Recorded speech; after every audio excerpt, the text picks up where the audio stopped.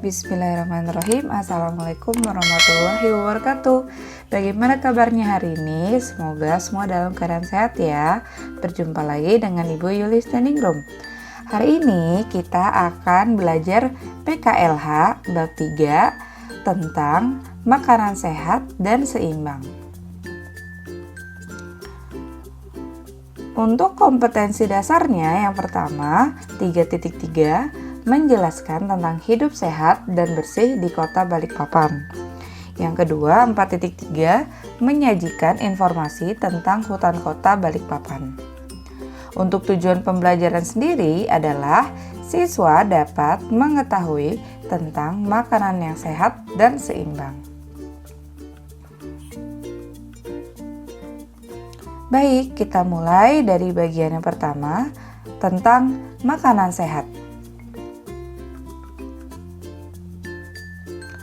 Nah, makanan sehat adalah makanan yang mengandung gizi seimbang berdasarkan angka kecukupan gizi atau disingkat dengan AKG. Apa sih itu AKG? Nah, AKG adalah angka kecukupan gizi ya. Nah, angka G ini dianjurkan kepada masyarakat Indonesia diatur dalam Peraturan Menteri Kesehatan RI nomor 75 tahun 2013. Nah, untuk AKG ini sendiri itu terdiri dari 4 macam ya.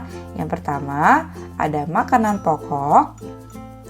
Yang kedua ada lauk pauk. Yang ketiga ada sayur mayur. Dan yang keempat adalah buah-buahan. Kita bahas ya satu persatu. Yang pertama dari makanan pokok. Apa saja sih yang termasuk ke dalam makanan pokok itu? Yang pertama ada nasi. Yang kedua ada singkong. Yang ketiga ada ubi talas. Yang keempat ada talas. Yang kelima ada jagung. Kemudian ada sagu, dan yang terakhir ada gandum. Ini semua adalah contoh dari makanan pokok ya. Selanjutnya kita masuk ke lauk pauk. Apa saja sih yang termasuk ke dalam lauk pauk? Yang pertama ayam, yang kedua ikan, yang ketiga telur, yang keempat daging sapi, yang kelima tahu, 6 tempe, 7 udang. Dan sebenarnya masih banyak lagi ya contoh-contoh dari lauk pauk.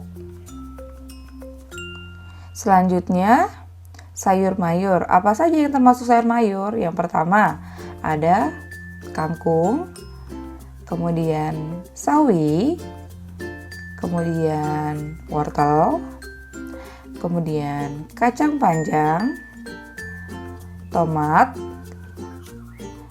bayam, buncis, terong, bunga kol, dan masih banyak lagi ya jenis-jenis sayur yang pasti kalian semuanya tahu ya. Lanjut, kita masuk ke buah-buahan. Apa saja sih yang termasuk ke dalam jenis buah-buahan?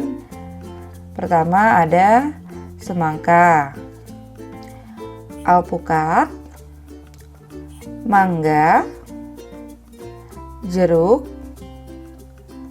apel, pisang, anggur, dan masih banyak lagi ya jenis-jenis buah-buahan yang pasti sering kalian makan di rumah. Nah, jadi itu tadi adalah jenis-jenis makanan yang dianjurkan oleh AKG-nya Menteri Kesehatan ya. Nah, sekarang kita akan masuk ke bagian yang kedua tentang piramida makanan ya. Tadi kan di awal kita belajar tidak hanya harus mengkonsumsi makanan sehat, tapi juga makanan yang seimbang. Nah, makanan sehat dan seimbang itu harus memiliki 3 macam zat ya. Yang pertama ada zat tenaga, yang kedua ada zat pengatur, dan yang ketiga ada zat pembangun. Kita akan bahas satu-satu ya.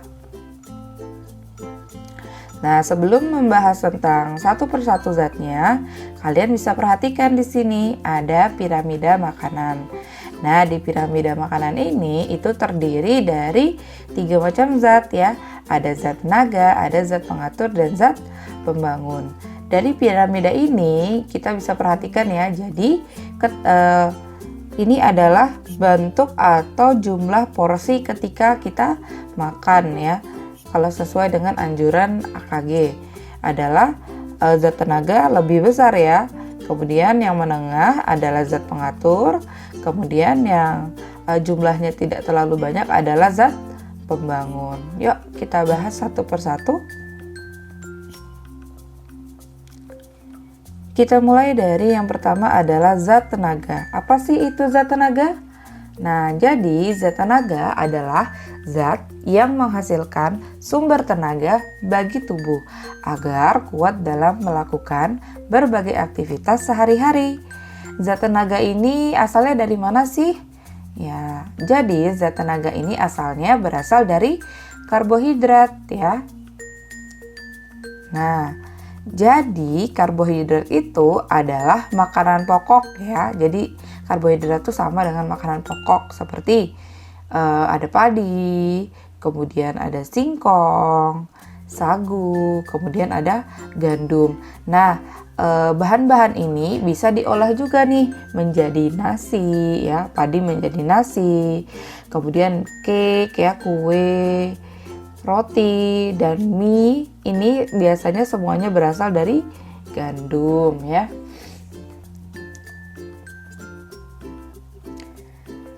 Lanjut, kita masuk ke zat kedua, yaitu zat pengatur. Nah, zat pengatur adalah zat yang berguna untuk mengatur organ tubuh agar dapat bekerja dengan baik. Zat pengatur sendiri itu berasal dari mana sih? Nah, dia berasal dari vitamin dan mineral.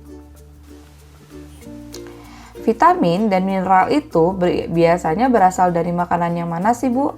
Nah, jadi vitamin dan mineral itu berasal dari sayur mayur dan buah-buahan ya.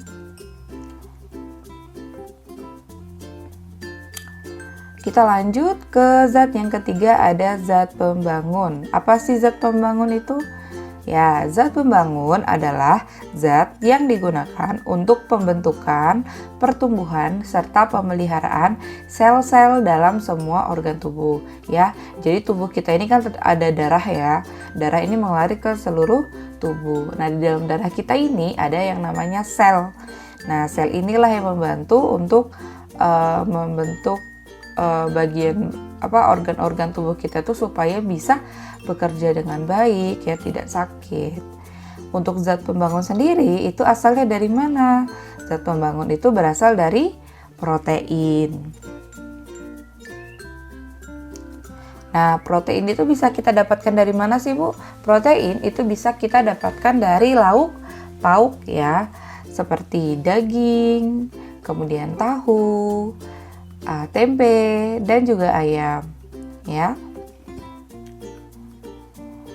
Untuk protein sendiri itu dibagi menjadi 2 jenis ya. Yang pertama ada protein nabati, yang kedua ada yang namanya protein hewani.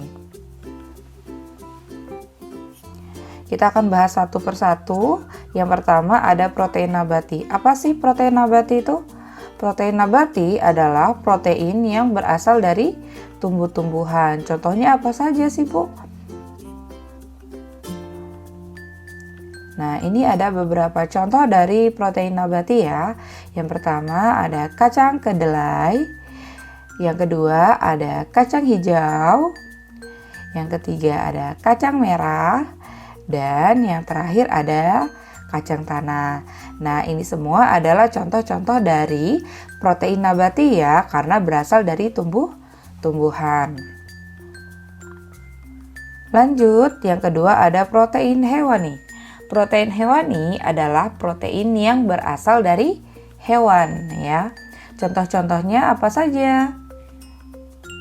Nah, yang pertama ada ikan, kemudian telur, daging sapi, ayam, dan susu ya. Selain ini juga banyak lagi seperti udang, yang seafood ya, kepiting ya. Terus kalau daging mungkin daging kambing ya. Itu juga semuanya termasuk ke dalam contoh protein hewani ya. Nah, selain zat-zat tadi ya, selain zat pembangun, zat pengatur, dan zat tenaga, kita perhatikan di piramida makanannya ini ada yang bagian paling atas ya. Nah, bagian paling atas ini adalah bagian tambahan. Di sini ada minyak, gula, dan garam ya. Kalau berdasarkan piramidanya kan posisinya paling atas ya, paling sedikit. Jadi ketika kita akan menggunakan minyak, menggunakan gula dan garam, itu porsinya sangat kecil dibandingkan dengan zat-zat yang sebelumnya ya.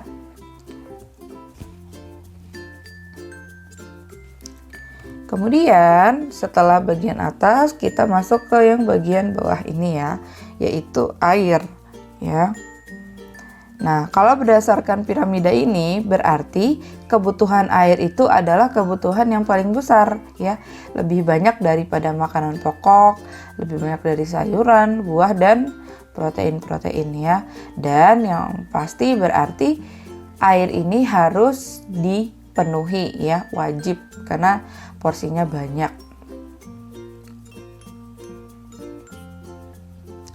Dan yang terakhir, yang bagian piramida paling bawah adalah beberapa kegiatan atau hal-hal yang perlu kita perhatikan ya. Jadi selain makanan, selain minuman yang kita konsumsi, ada juga 4 hal yang harus kita perhatikan agar tubuh kita ini menjadi sehat ya. Yang pertama adalah olahraga yang teratur. Kemudian yang kedua adalah istirahat yang cukup. Yang ketiga adalah penerapan hidup bersih. Dan yang terakhir adalah selalu memantau perkembangan berat badan tubuh ya.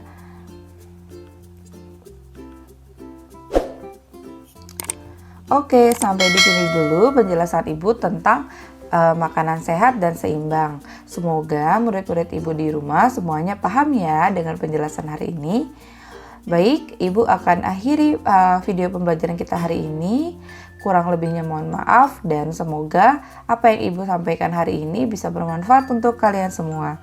Ibu akhiri ya. Assalamualaikum warahmatullahi wabarakatuh. Sampai jumpa.